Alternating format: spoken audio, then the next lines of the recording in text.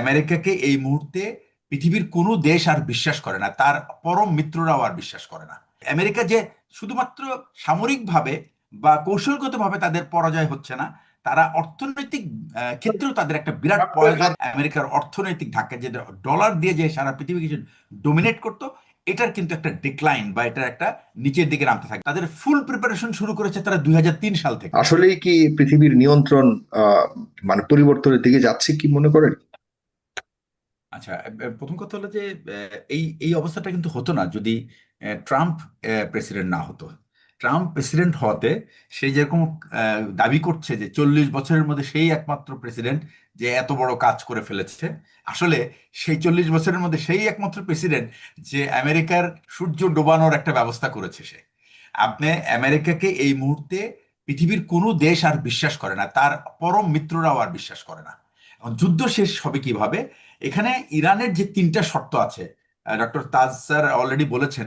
তার মধ্যে প্রথম শর্তটা হচ্ছে যে তাকে ইরানের নিজের স্বাধীনতা এবং তার নিজেকে আত্মরক্ষা করার জন্য যে সমস্ত অস্ত্র তারা তৈরি করতে চায়, এইটার স্বাধীনতা তাদের দিতে হবে এবং বাইরে থেকে এটার উপরে কেউ কোনো চাপ দিতে পারবে না। এটা হলো এক। 2 নম্বর শর্ত দিয়েছে তারা, যে সেটা হচ্ছে যে তাদের যে ধ্বংস করা হয়েছে তাদের দেশ এবং এই 1300-1400 মানুষকে যে মেরে ফেলা হয়েছে, এটার কমপ্লিট কম্পেনসেশন তাকে দিতে হবে। 3 নম্বর হচ্ছে যে সারা পৃথিবীর যারাই এই আই মিন যেটা হলো শান্তি বার্তা নিয়ে আসবে, তারা ইউএন এর মাধ্যমে সে একটা গ্যারান্টি চায় যে তার উপরে ইসরায়েল এবং আমেরিকানরা আর কখনোই কোনো রকম আক্রমণ চালাবে না। এই তিনটে জিনিস তারা রাজি, এই তিনটাতে যদি রাজি হয়, তাহলেই একমাত্র ইরান যুদ্ধ থামাবে। আদারওয়াইজ ইরান যুদ্ধ থামাবে না এবং ইরানের কাছে যে ক্ষমতা আছে, সেই ক্ষমতাটা তারা তারা সম্পূর্ণ প্রয়োগ করবে এবং এটা অলরেডি তারা প্রয়োগ করা শুরু করে দিয়েছে। তো এটা হলো একটা। এখন কথা হলো এই যদি হয়, সে ট্রাম্প এখন কিন্তু গতকালকে কিন্তু আপনার আপনার আমি জানি না আপনারা শুনেছেন কিনা, ট্রাম্প কিন্তু আবার নতুন করে চিন্তা করছে কিউবাকে দখল করার জন্য। সে বলছে যে এখন আমাদের কিউবার যত্ন নিতে হবে, আমরা কিউবা কাছাকাছি আছে, তারা মানে তাদেরকে আমার নিয়ন্ত্রণে নিতে হবে এবং আমি চাই যে কুয়ার সাথে ওইখানে অলরেডি মানে আলাপ আলোচনা শুরু হয়ে গেছে। শুরু করে দিয়েছে মানে এইখান থেকে বন্ধ হইলে ও ওইখানে যাবে আর কি, সে এইটা হলো না তার। না, তো এইটাতে একটা এইটাতে একটা কিন্তু কারেকশন। পুরা কি- জি। কিউবার ব্যাপারে এক জার্নালিস্ট প্রশ্ন করেছিল যে কিউবার ব্যাপারে কি বলো, তখন ট্রাম্প বলেছে now we are concern with Iran not Cuba, এটাও বলেছে।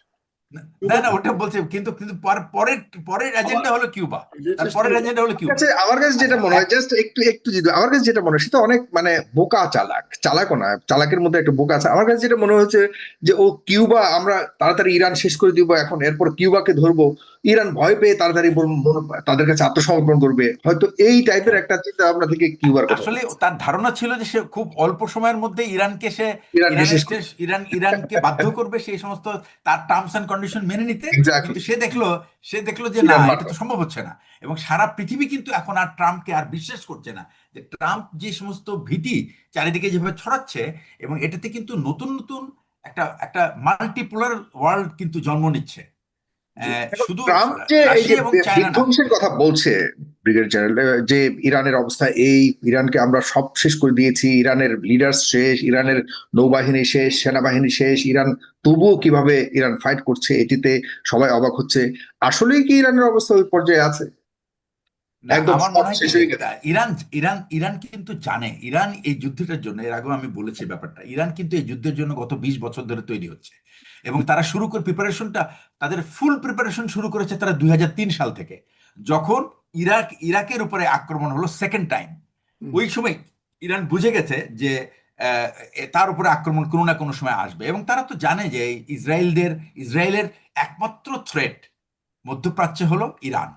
কারণ মানে ইসরায়েলকে রীতিমতো প্রক্সি দিয়ে ঠেকিয়ে রেখেছে কিন্তু ইরান। এই যে হুম। হিজবুল্লাহ, হামাস, হুতি, এরা তো সব মানে they are all playing an independent role. জি। মানে এগুলিকে বলা হয়েছে এক একটা নার্ভ সেন্টার আর কি।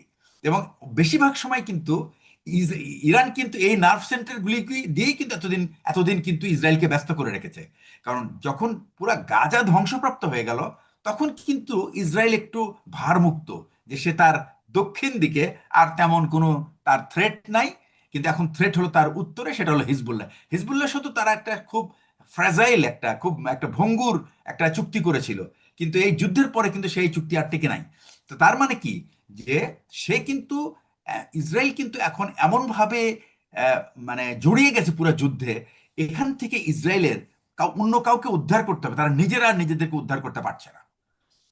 তারপরের পয়েন্টটা যেটা, সেটা হচ্ছে যে সারা বিশ্ব কিন্তু এখন আমেরিকাকে ছেড়ে দিয়েছে। অর্থাৎ তারা দেখছে যে এই যুদ্ধটা মানে অহেতুক যুদ্ধ করছে এটা, এবং এটার কোনো কারণ ছিল না এই যুদ্ধের। আমরা যেখানে একটা আলোচনা করে ইরানের সঙ্গে অলমোস্ট, ইরান কিন্তু সবসময় কিন্তু আলোচনায় কিন্তু সাড়া দিয়েছে এবং তারা কিন্তু সহযোগিতা করেছে।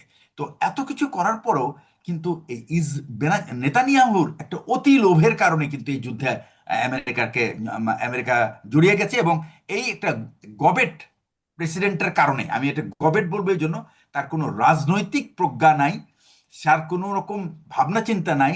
সে মনে করে যে আমেরিকার একটা আর্মি আছে and সে এটা দিয়ে যা কিছু তাই করতে পারবে। এটা যে তার সম্ভব না, এবারে কিন্তু সে টের পাচ্ছে এবং এটা পেতে থাকবে, এবং এই শিক্ষাটা তার আসলে দরকার ছিল। এবং আমি মনে করি ইরানের যে দাবিটা ইরান তোলে নাই, আমি কিন্তু এটা উচিত ছিল এটা তোলা, এটা যে থেকে সে মধ্যপ্রাচ্য এক্সিট থেকে এক্সিট হবে কিভাবে, কোন অজুহাতটা এক্সিট দিয়ে সে? পাচ্ছে না তো সে, সে তো এক্সিট খুঁজে পাচ্ছে না। সে এখন চায়নার কাছে একবার হাত ধর্ণা দিচ্ছে, একবার রাশিয়ার কাছে ধর্ণা দিচ্ছে, কিন্তু কেউ তো তাকে সাহায্য করছে না। কারণ সে তো অ্যারোগেন্ট, সে তো সবার সাথে সে একই অবস্থা। এই অ্যারোগেন্সির যে শিক্ষা, এটা তার অ্যাকচুয়ালি প্রয়োজন ছিল। এবং এই শিক্ষাটা হলে, এবং এর পরের যে দাবিটা, সেটা হচ্ছে যে মধ্যপ্রাচ্যে যে বেসগুলি আছে, 27টা বেজ আছে, আমেরিকান বেজ আছে, এই বেসগুলিকে ইরান চায় যে এগুলি এখান থেকে সরিয়ে ফেলতে হবে, বিকজ এরাই কিন্তু মধ্যপ্রাচ্যের স্থিতিশীলতা নষ্ট করছে। এটা হলো কিন্তু ইরানের বার্তা। বলে আমরা কিন্তু কাউকে আক্রমণ করি নাই এবং কারো পিছনেও লাগি নাই, আমরা আমাদের মতো আছি, কিন্তু আমরা চাই যে এখানে এই ধরনের মানে এক্সপান্সিভ আর কি, যেটা এক্সপেডিশনাল ফোর্স, এগুলি যেন এখানে না থাকে। এটাই হলো তাদের দাবি। এই দাবিটা কিন্তু তারা ইনক্লুড করে নাই, তাদের তিনটা দাবি, ওই তিনটা দাবিতে কিন্তু এখন প্রশ্ন হচ্ছে যে পৃথিবী কেমন হবে যদি এই যুদ্ধটা থেমে যায় কোথাও না কোনো কারো না কোনো কন্ডিশনে। এখানে কিন্তু একটা পৃথিবীতে কিন্তু একটা নতুন ধরনের কিন্তু মানে একটা ট্রেন্ড সেট হয়ে গেছে, মানে অ্যাসিমেট্রিক ওয়ার হয়ে যাবে তখন, কিন্তু একটা নিউ ট্রেন্ড। প্রত্যেককে কিন্তু আর কনভেনশনাল অস্ত্র দিকে যাবে না, সস্তা অস্ত্র যেন প্রতিপক্ষকে সে ঘায়েল করতে পারে এবং তাকে বাধ্য করতে পারে মানে কস্টলি অস্ত্র দিয়ে তাকে অ্যাটাক করতে। এই ধরনের একটা ট্রেন্ডস আমি চলে আসবে।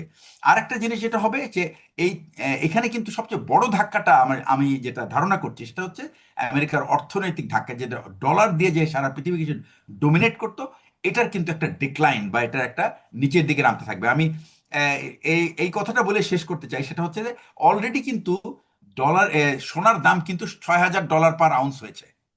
এবং আমেরিকাতে বন্ড ধরা হয় যে আমেরিকার অর্থনীতিতে 40% বন্ড, 60% শেয়ার, এইভাবে তাদের অর্থনৈতিক স্ট্রাকচার। সে বন্ড কিন্তু মানুষ ভেঙে এখন মেটাল কিনতেছে, which is a very bad sign for US economy. তো এইটাই হলো আমেরিকা যে শুধুমাত্র সামরিকভাবে বা কৌশলগতভাবে তাদের পরাজয় হচ্ছে না, তারা অর্থনৈতিক ক্ষেত্রেও তাদের একটা বিরাট পরাজয়ের